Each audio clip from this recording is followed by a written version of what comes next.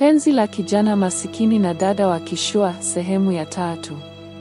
Muda unavyoenda, Anisa na Juma wanaanza kuwasiliana mara kwa mara kwa njia ya kawaida. Anisa alikuwa tayari kumnunulia Juma simu ndogo ya kiasili ambayo Juma aliipokea kwa aibu kubwa sana. Hakuwahi kumiliki kitu kama hicho maisha yake yote. Sasa anaweza kupokea ujumbe na hata kupiga simu, lakini kwa heshima na nidhamu ya hali ya juu. Juma alikuwa haoni kama anastahili kuwa na binti kama Anisa, lakini moyo wake ulimweleza vingine. Moyo wake ulianza kupenda kimya kimya na kupenda kwa nguvu ya ajabu.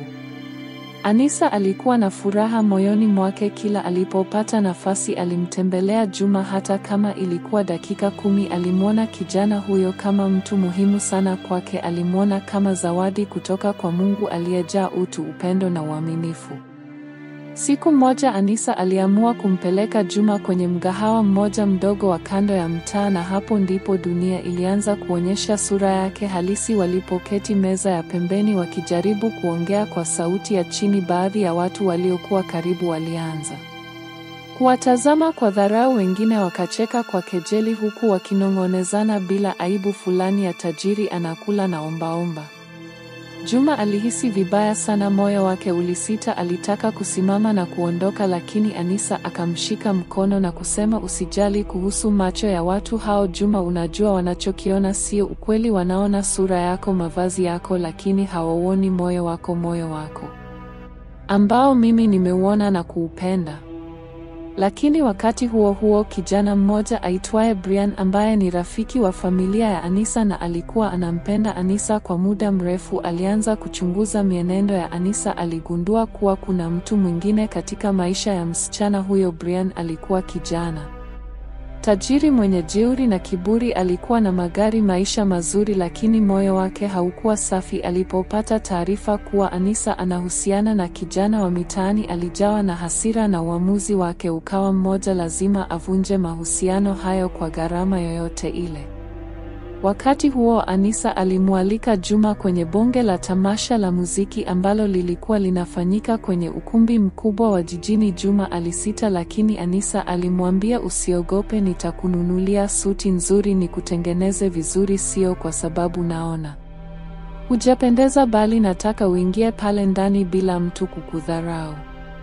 Siku ya tamasha ilifika. Juma alivaa suti ya pili ambayo Anisa alimtengenezea. Juma hakuamini macho yake alivyojiona kwenye kioo. Kwa mara ya kwanza alijiona kama mtu mwingine kabisa, msafi, mwenye mvuto, na hata tabasamu lake lilionekana la kifalme. Alipofika kwenye ukumbi alipokelewa vizuri kwa sababu alikuwa ameongozana na Anisa, lakini macho ya Brian yalipomtazama tu yalibadilika. Akamkazia macho kwa chuki kali. Anisa akamtambulisha Juma kwa baadhi ya watu wa familia yake na marafiki wa karibu, lakini walimtazama kwa mashaka. Waliona kama mchezo wa muda mfupi, waliona kama Anisa anapoteza muda, lakini hakukuwa na wakumzuia. Moyo wake ulikuwa umeshapenda. Tamasha lilipoisha, Brian alimvizia Juma nje ya ukumbi alipokuwa anamsubiri Anisa kwenye gari. Ghafla Brian akamsogelea na kumwambia kwa sauti ya juu, sikiliza wewe kijana wa mitaani, naomba uachane na Anisa, yeye si wa ligi yako, hutakiwi kumkaribia hata kidogo, na kama utaendelea nitahakikisha maisha yako yanageuka kuwa ya mateso. Juma alibaki kimya, macho yake yakiwa yamejaa huzuni na maumivu, lakini akamjibu kwa upole, sikutegemea maneno ya chuki kutoka kwa mtu mwenye kila kitu, lakini ukumbuke dunia ni duara. Leo niko chini, lakini kesho si ajabu nikawa juu. Maneno hayo yalimuudhi Brian na akasema, basi utajua nani ana nguvu katika mji huu.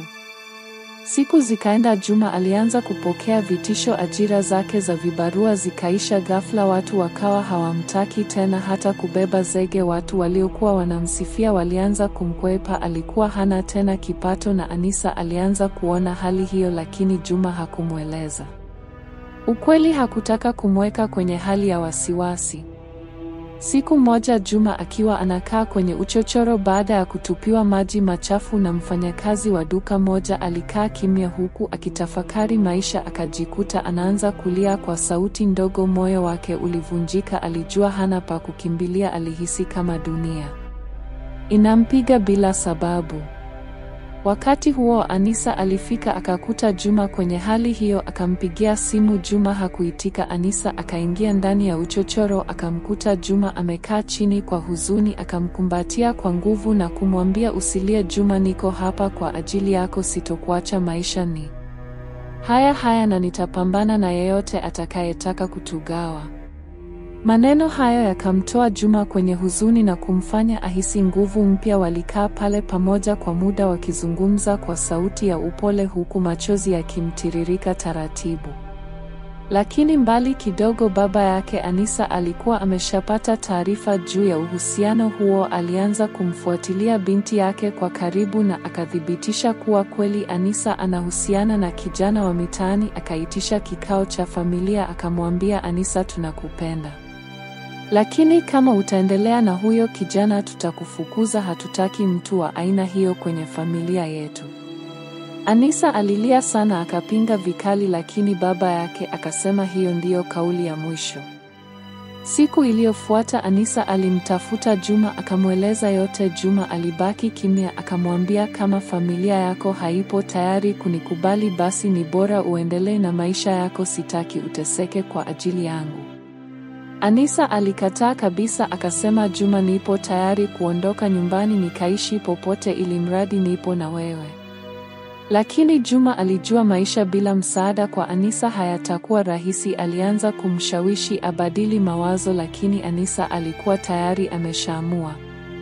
Je, Anisa ataondoka kweli na kuanza maisha mapya na Juma? Je, familia yake itamsamehe? Je, Brian ataendelea kutibua penzi lao au atasalimu amri? Haya yote tutayajua kwenye sehemu ya 4 ya simulizi hii ya kusisimua, Penzi la Kijana Masikini na Dada wa Kishua.